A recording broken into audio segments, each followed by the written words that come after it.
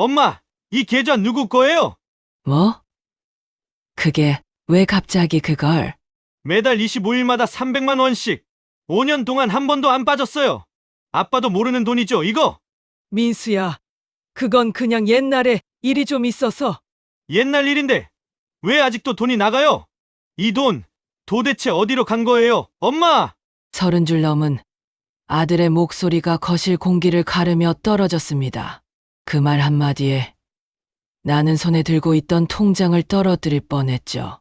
개나리가 피어있던 봄날 오후였습니다. 아파트 단지 화단에 노란 꽃이 환하게 피어 있었지만 그 순간 내 눈에는 통장 속 숫자들만 보였습니다. 노트북 화면에는 같은 숫자가 줄지어 서 있었습니다. 매달 25일 300만 원, 5년 동안 단 한 번도 빠지지 않은 출금 내역. 아들은 화면을 가리키며 다시 물었습니다. 여기요. 매달 같은 날 꼭 300만 원씩 빠져나가는 이 계좌요. 이 돈 도대체 어디로 간 거예요, 엄마? 남편은 화면을 보고 있다가 천천히 고개를 돌려 나를 바라봤습니다. 나는 입술만 달싹일 뿐 아무 말도 하지 못했죠. 수십 년 동안 가슴 깊숙이 묻어둔 숫자들이 이렇게 거실 한가운데로 끌려 나올 줄은 꿈에도 몰랐거든요.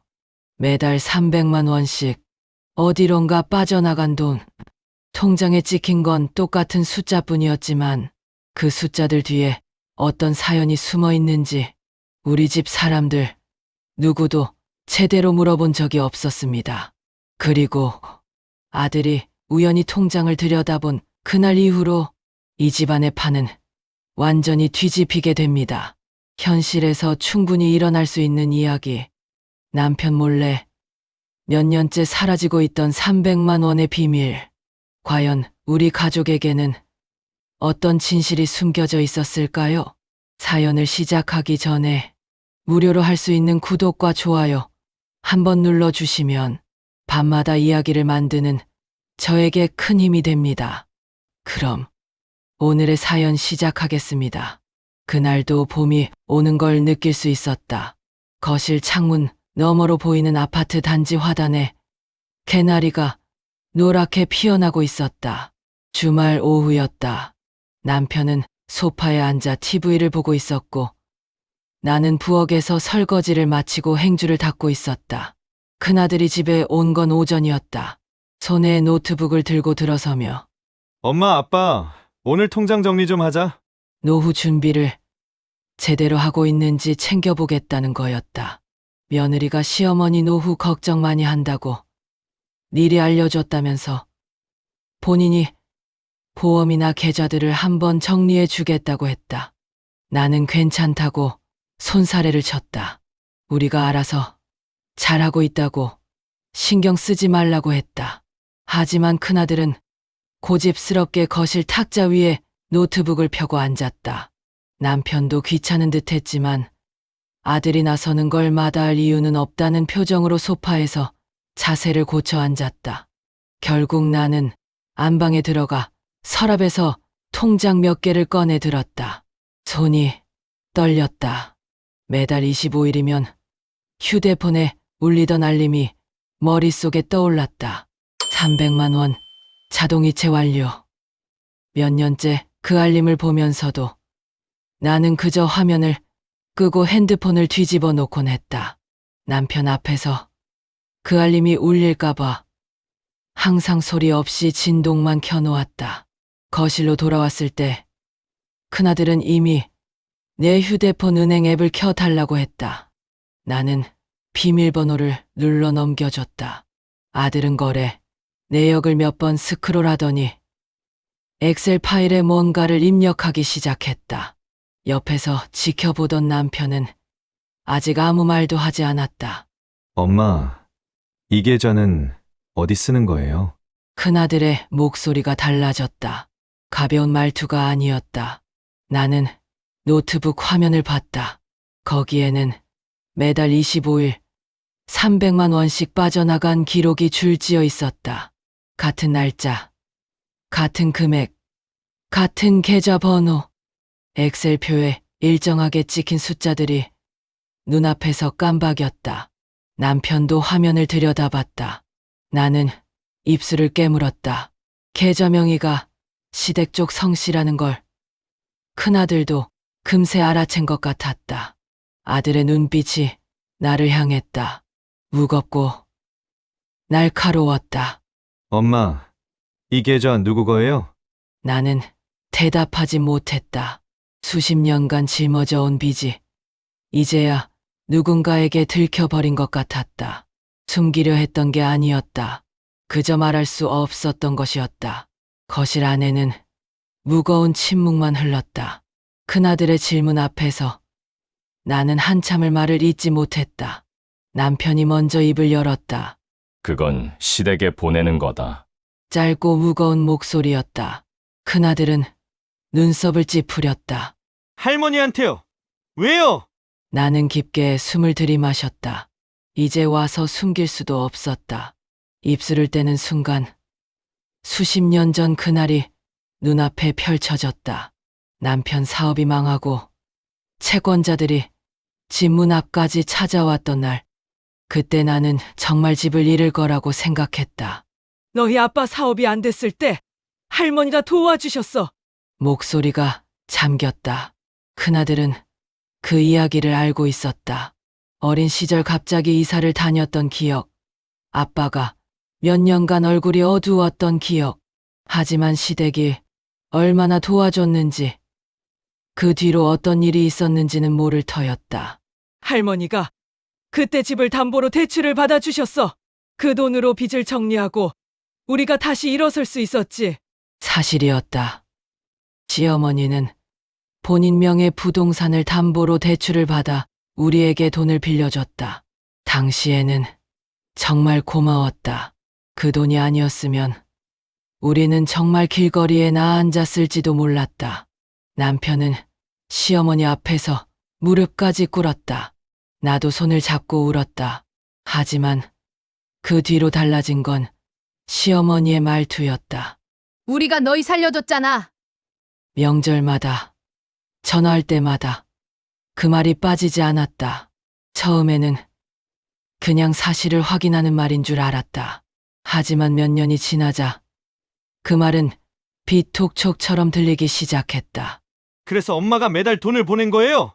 큰아들의 질문에 나는 고개를 끄덕였다. 몇 년 전부터였다. 시어머니가 나이가 드시면서 돈 이야기가 조금씩 늘어났다. 병원비가 부담스럽다는 말, 시동생이 자영업이 어렵다는 말. 나는 그 말들을 들으며 스스로 제안했다. 어머니, 저희가 조금씩 드릴게요. 남편은 반대하지 않았다. 오히려 안도하는 것 같았다. 시댁과의 관계가 편해지는 게 좋다고 했다. 나도 그렇게 생각했다.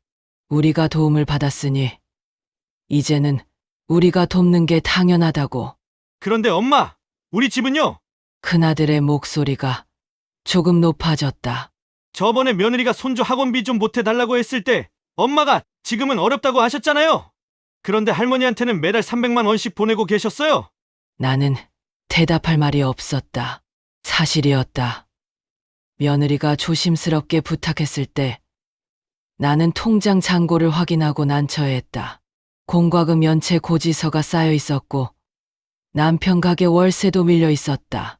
손주 학원비를 도와주고 싶었지만 당장 시댁에 보낼 돈을 먼저 챙겨야 했다.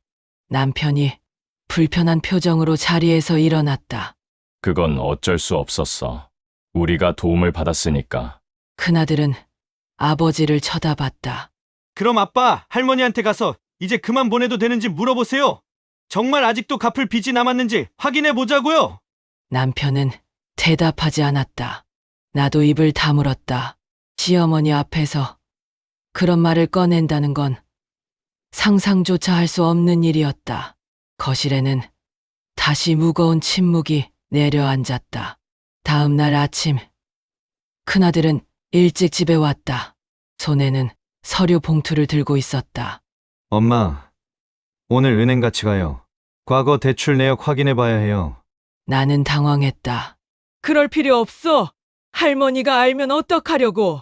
하지만 큰아들은 고개를 저었다. 엄마, 이거 심각한 문제예요. 엄마 아빠 노후 자금이 다 빠져나가고 있잖아요. 정확히 얼마를 갚았고 얼마가 남았는지 확인해야 해요. 남편이 거실에서 나왔다. 어젯밤 잠을 설친 얼굴이었다. 민수야, 그만둬. 괜히 파헤쳐서 집안 망신 만들지 마. 큰아들은 아버지를 똑바로 쳐다봤다. 아빠는 정말 괜찮다고 생각하세요? 매달 300만 원씩 나가는데 우리 집은 공과금도 밀리고 있어요. 이게 정상이에요? 남편은 말을 잃었다. 나는 그 침묵 속에서 남편도 사실은 불안했다는 걸 느꼈다. 하지만 그는 형제들 사이의 체면과 약속을 내세워 버텼다. 형제끼리 한 약속은 지켜야 하는 거야. 우리가 도움을 받았으면 갚는 게 당연한 거고. 큰아들은 한숨을 쉬었다. 그럼 정확히 얼마를 받았고 얼마를 갚았는지 아세요? 남편은 대답하지 못했다. 나도 정확히 알지 못했다.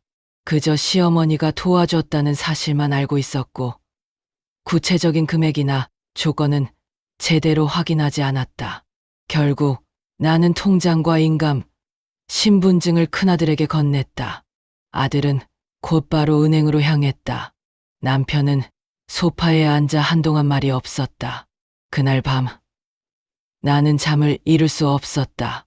매달 25일마다 울리던 이체 알림이 머릿속에서 맴돌았다. 300만 원 자동이체 완료.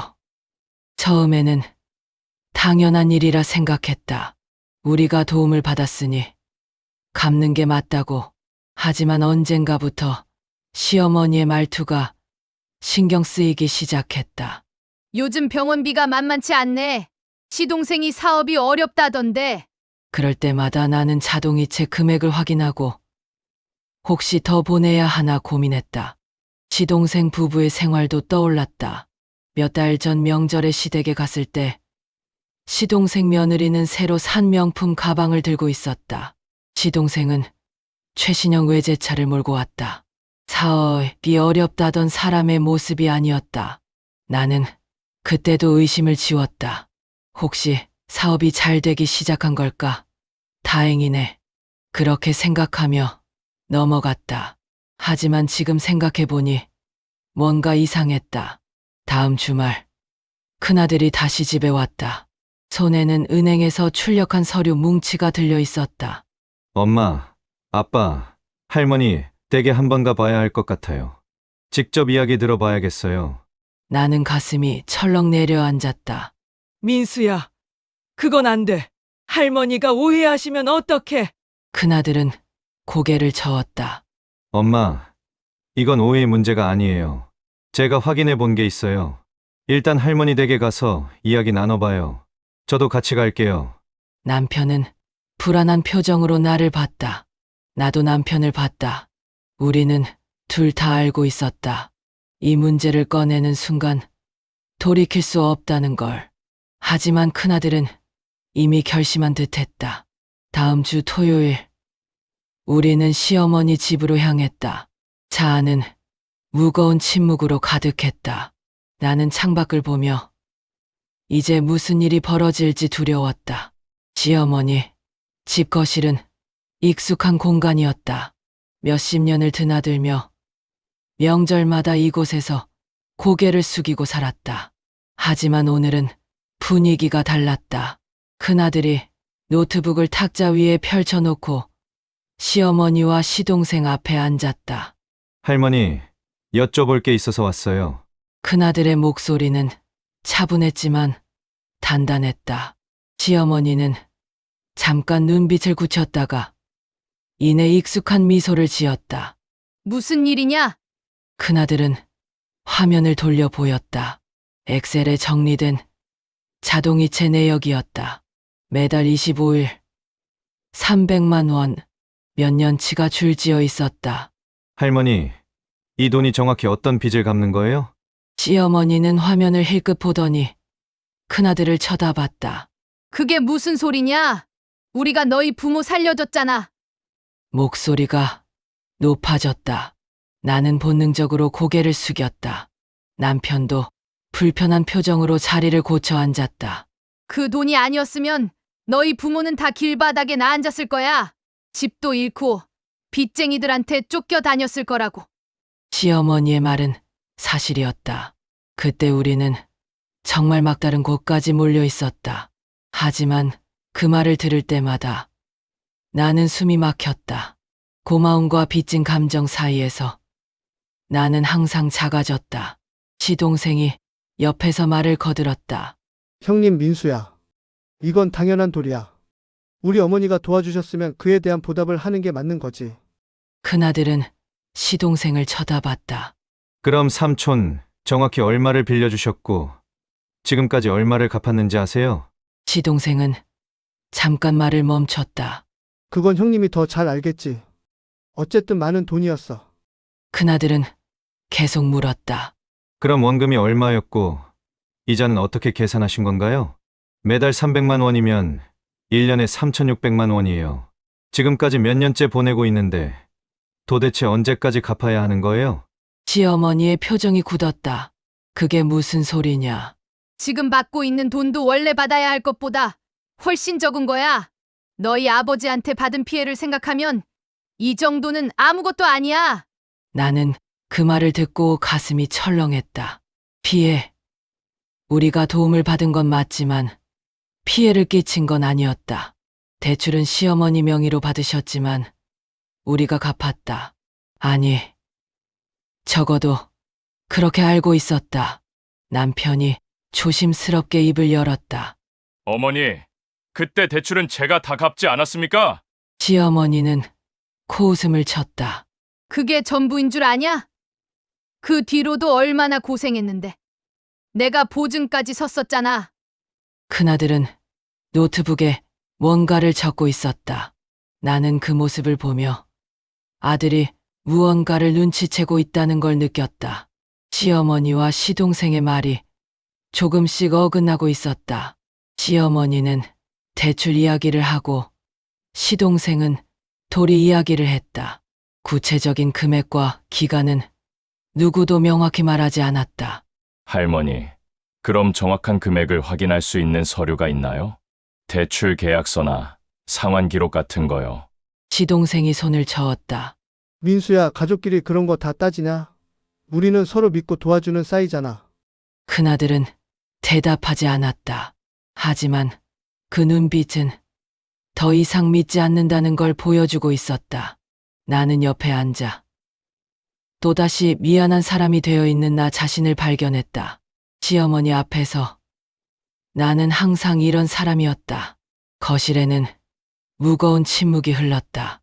큰아들은 노트북을 덮고 천천히 일어났다. 할머니, 다음에 다시 올게요.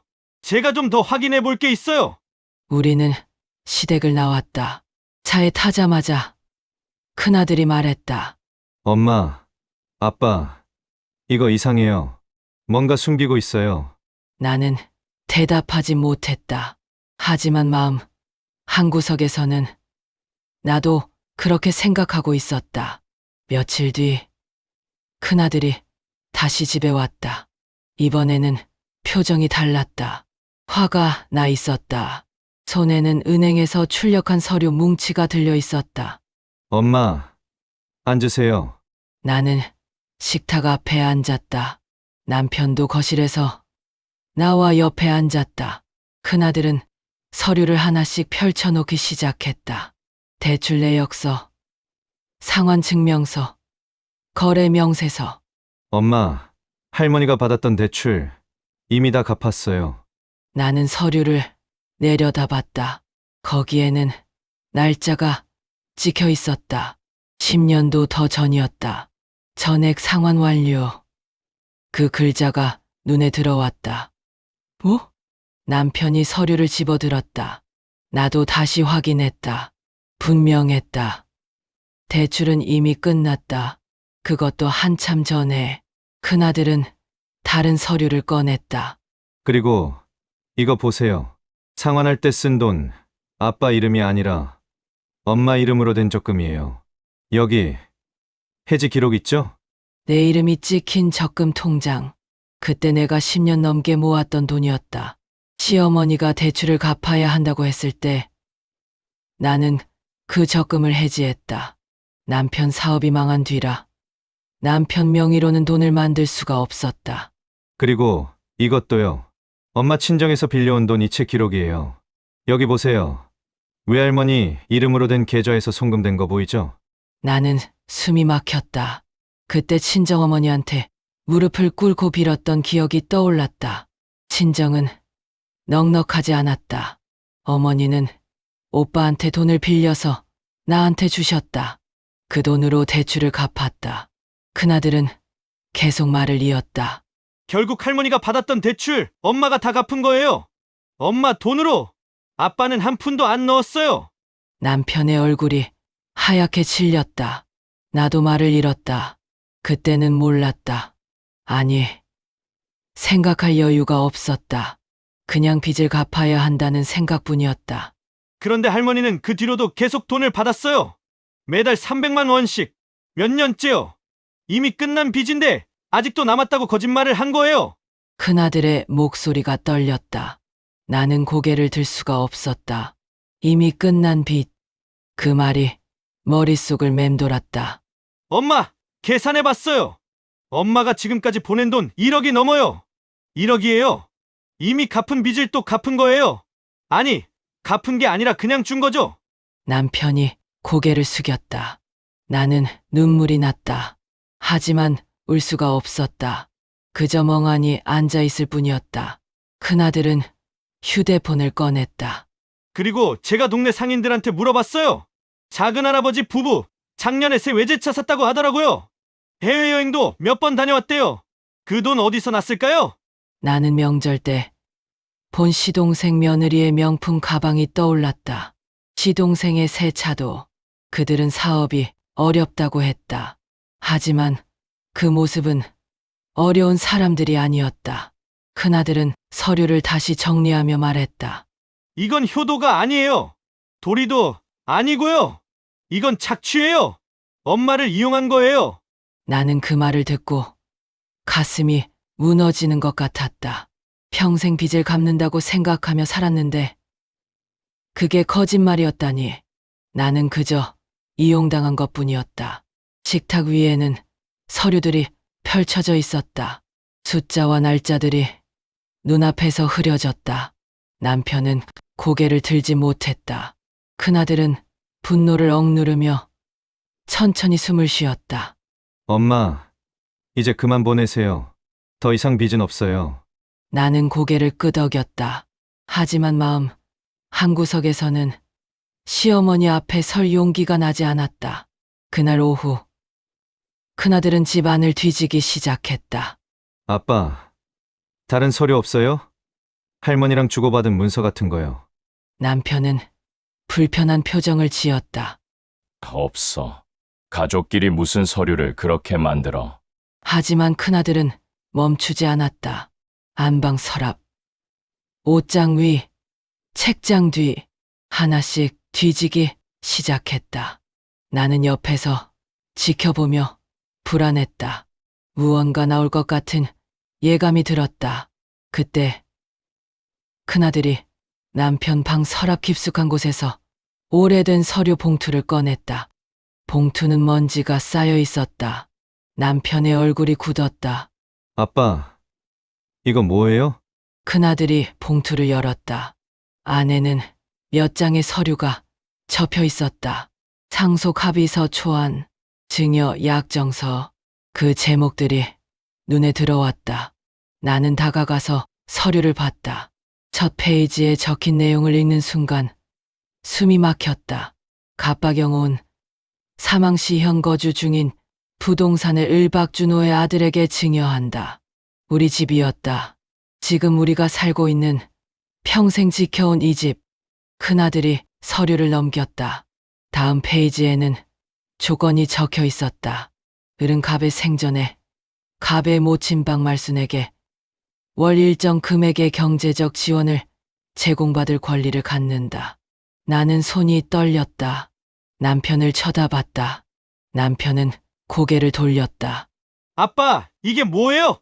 우리 집을 작은 할아버지 아들한테 넘긴다고요? 엄마는 알고 있었어요? 나는 고개를 저었다. 몰랐다. 이런 서류가 있는 줄도, 이런 약속이 있었던 줄도 전혀 몰랐다. 큰아들이 날짜를 확인했다. 이거 5년 전이네요. 엄마가 할머니한테 돈 보내기 시작한 게 언제죠? 나는 떠올렸다. 5년 전 봄이었다. 시어머니가 경제적으로 힘들다고 말씀하셨고, 나는 스스로 제안했다. 매달 얼마씩 보내드리겠다고. 똑같네요. 5년 전이에요. 큰아들의 목소리가 차가워졌다. 그러니까 엄마가 매달 300만 원씩 보내는 조건으로 우리 집을 작은 할아버지 아들한테 넘기기로 약속한 거예요? 엄마 몰래요? 남편이 입을 열었다. 그게 아니라 그때 어머니가 돈이 너무 힘들다고 하셔서. 그래서 우리 집을 담보로 잡은 거예요? 엄마 노후 자금을 빼가면서 집까지 넘기기로 한 거예요? 남편은 대답하지 못했다. 나는 주저앉았다. 다리에 힘이 풀렸다. 평생 지켜온 집, 남편과 함께 살아온 이 집, 아이들을 키운 이 집, 그 집을 내 모르게 시동생 아들에게 넘기기로 약속했다니.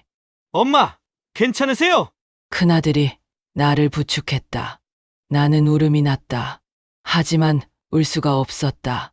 그저 가슴이 무너지는 것 같았다. 아빠, 도대체 왜 그러신 거예요? 엄마한테는 왜 말 안 하신 거예요? 남편이 고개를 숙였다. 어머니가 동생이 그때 어쩔 수 없었어. 큰아들은 한숨을 쉬었다. 어쩔 수 없다고요? 엄마 명예집도 아니고 엄마 노후도 생각 안 하시고 그냥 할머니 말 들으면 다예요. 나는 서류를 다시 봤다. 내 이름은 어디에도 없었다. 내 동의도, 내 서명도 없었다. 그저 남편과 시동생, 시어머니 사이의 약속일 뿐이었다. 큰아들은 서류를 접어들고 단호하게 말했다. 이제 다 끝내야 해요. 할머니, 작은 할아버지, 우리 가족 다 모아서 이 문제 확실히 정리할 거예요. 나는 고개를 끄덕였다. 더 이상 도망칠 수 없었다. 평생 참고 살았지만 이제는 말해야 했다. 내 집을, 내 노후를, 내 인생을 지켜야 했다. 큰아들은 서류를 가방에 챙기며 나갔다. 남편은 소파에 앉아 고개를 숙이고 있었다. 나는 창밖을 봤다. 봄이 지나가고 있었다. 하지만 내 마음속에는 차가운 겨울이 남아 있었다. 일주일 뒤 다시 시어머니 집에 모였다. 이번에는 큰아들이 주도했다. 시어머니, 시동생, 시동생 며느리, 그리고 우리 부부. 거실에는 긴장이 감돌았다. 큰아들은 가방에서 서류들을 꺼냈다. 자동이체 내역, 은행 상환 기록, 상속 합의서 사본. 하나씩 탁자 위에 펼쳐놓았다. 할머니, 이거 보셨죠? 대출 전액 상환 기록이에요. 10년 전에 끝났어요. 시어머니는 서류를 힐끗 보더니 고개를 돌렸다. 그래, 그건 그렇지. 하지만 그게 다가 아니잖아. 큰아들은 다음 서류를 내밀었다. 그럼 이건요? 엄마가 지금까지 보낸 돈 1억이 넘어요. 이미 갚은 빚을 또 갚은 거예요. 시동생이 끼어들었다. 민수야, 그건 내가 모르는 사정이 있어. 우리 어머니가 형님한테 얼마나 많은 걸 해줬는데. 큰아들은 시동생을 똑바로 쳐다봤다. 그럼 삼촌, 이건 어떻게 설명하실 건가요? 상속 합의서를 꺼냈다. 시동생의 얼굴이 굳었다. 시어머니도 표정이 변했다. 우리 집을 삼촌 아들한테 넘기기로 한 서류예요. 엄마 몰래요. 엄마가 매달 300만 원씩 보내는 조건으로요. 시동생 며느리가 놀란 표정으로 남편을 쳐다봤다. 시어머니는 손을 저었다. 그건 원래 우리 집이었어. 내 할아버지가 물려준 집이었다고. 큰아들은 고개를 저었다. 아니에요. 할머니, 법적으로 그 집은 아빠, 엄마 공동 재산이에요. 할머니가 증여한 것도 아니고 유산으로 받은 것도 아니에요. 아빠가 직접 돈 주고 산 집이에요. 시어머니는 말문이 막혔다. 시동생이 다시 끼어들었다. 그래도 형님이 동의했잖아. 형님이 서명한 거라고. 큰아들은 냉정하게 말했다. 아빠 혼자 서명한 건 법적으로 무효예요. 공동 재산은 배우자 동의 없이 처분할 수 없어요. 엄마는 이 서류 존재 자체를 몰랐어요. 나는 옆에 앉아 그 말들을 듣고 있었다. 가슴이 뛰었다. 평생 이런 자리에서 말을 하지 못했다. 항상 고개를 숙이고 미안하다고 말하고 참고 살았다. 하지만 오늘은 달랐다. 나는 시어머니를 똑바로 쳐다봤다. 처음으로 어머니, 내 목소리가 떨렸다. 하지만 멈추지 않았다. 제가 친정에서 빌려온 돈으로 그 빚 다 갚았어요. 제 적금 깨서 갚았어요. 그런데 어머니는 그 뒤로도 계속 돈을 받아 가셨어요. 이미 끝난 빚인데도요. 시어머니는 대답하지 않았다. 나는 계속 말했다. 그리고 제 집까지 빼앗으려 하셨어요. 제 남편이 죽으면 저는 어디로 가야 하나요? 제 노후는 어떻게 되는 건가요? 목소리가 높아졌다. 평생 참았던 말들이 쏟아져 나왔다. 저는 평생 빚을 갚는다고 생각하며 살았어요. 손주 학원비도 못 도와주고 공과금 밀리면서도 어머니한테는 매달 300만 원씩 보냈어요. 그런데 그게 다 거짓말이었어요. 나는 숨을 크게 들이마셨다. 이제는 안 무서워요. 어머니가 뭐라고 하셔도 저는 더 이상 참지 않을 거예요. 시어머니는 입을 다물었다. 시동생도 말이 없었다. 거실에는 무거운 침묵이 흘렀다. 남편이 옆에서 일어났다. 그는 어머니와 동생을 번갈아 보더니 천천히 입을 열었다. 어머니, 동생, 미안하지만 이제는 그만해야 할 것 같아요. 남편의 목소리도 떨렸다. 하지만 단호했다. 상속 합의서, 증여 약정서 다 파기할 거예요. 그리고 자동이체도 당장 끊을 거예요. 시어머니가 자리에서 일어났다. 내가 지금 무슨 말을 하는 거냐? 하지만 남편은 고개를 숙이지 않았다. 죄송합니다, 어머니. 하지만 제 아내를 더 이상 이렇게 놔둘 수 없어요. 시동생이 황급히 말했다. 형님 진정해요. 우리 다시 이야기해봐요. 큰아들이 서류를 챙기며 일어났다. 더 이상 이야기할 거 없어요. 법적으로 문제 있으면 법으로 해결하겠습니다. 우리는 시댁을 나왔다. 차에 타는 순간 나는 비로소 울음이 터졌다. 하지만 그 눈물은 슬픔만은 아니었다. 해방감도 섞여 있었다. 큰아들이 백미러로 나를 쳐다봤다. 엄마, 잘하셨어요. 나는 고개를 끄덕였다. 평생 처음으로 나는 내 편을 들어봤다. 그 다음 주 월요일 나는 큰아들과 함께 은행에 갔다. 창고 직원 앞에 앉았을 때 손이 떨렸다. 하지만 멈추지 않았다. 자동이체 해지하고 싶어요. 직원이 화면을 확인했다. 매달 25일 300만 원 이체권이 맞으신가요? 나는 고개를 끄덕였다. 네, 그거요. 몇 번의 클릭 소리 후 직원이 말했다. 해지 완료됐습니다. 그 순간 가슴이 뻥 뚫리는 것 같았다. 몇 년간 매달 25일마다 울리던 알림, 그 알림을 볼 때마다 느꼈던 무게, 이제는 없었다. 큰아들이 옆에서 말했다. 엄마, 이제 엄마 명의로 저축 통장 하나 만들어요. 아무도 손 못 대는 거요. 나는 새 통장을 만들었다. 내 이름으로만 된 통장. 평생 남편 눈치 보며, 시댁 눈치 보며 살았는데, 이제는 내 통장이 생겼다. 은행을 나와 구청으로 갔다. 등기부 등본을 떼었다. 집 명의를 확인했다. 부부 공동 명의, 시동생 아들 이름은 어디에도 없었다. 집으로 돌아와서 나는 남편을 불렀다. 남편은 소파에 앉아 있었다. 나는 그 앞에 섰다. 여보, 약속하세요. 남편이 나를 올려다봤다. 앞으로는 어떤 서류도 제 동의 없이 서명하지 마세요. 우리 집, 우리 재산, 제가 모르는 사이에 남한테 넘기는 일 없게요. 남편은 한참을 망설이다가 고개를 끄덕였다. 알았어. 미안해. 나는 그 사과를 받아들였다. 용서는 아직 완전하지 않았지만 적어도 출발점은 될 수 있었다. 그 후로 몇 주가 지났다. 시댁과의 왕래는 최소한으로 줄었다. 명절에만 갔다. 용돈도 더 이상 보내지 않았다.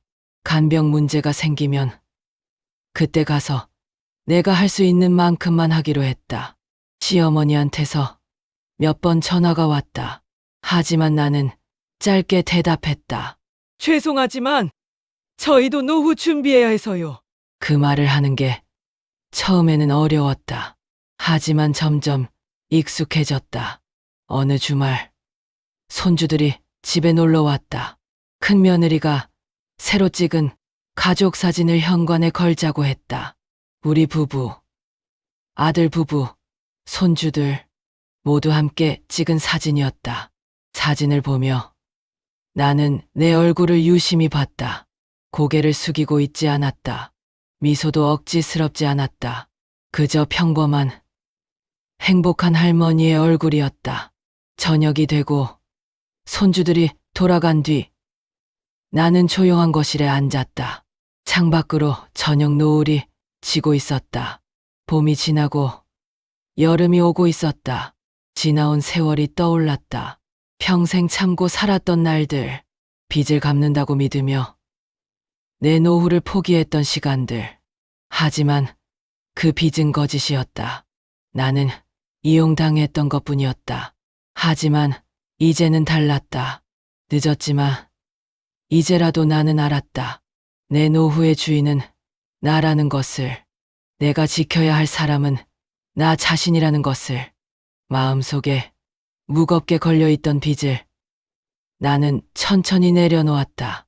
그 무게가 사라지자 숨이 편해졌다. 가슴이 가벼워졌다. 남편이 옆에 앉았다. 나는 그를 쳐다봤다. 남편도 나를 봤다. 우리는 한동안 말없이 앉아 있었다. 하지만 그 침묵은 무겁지 않았다. 미안해. 남편이 다시 말했다. 나는 고개를 끄덕였다. 이제 우리끼리 잘 살아요. 남편도 고개를 끄덕였다. 창밖의 노을이 점점 어두워지고 있었다. 하지만 내 마음속에는 이제 막 해가 뜨고 있었다.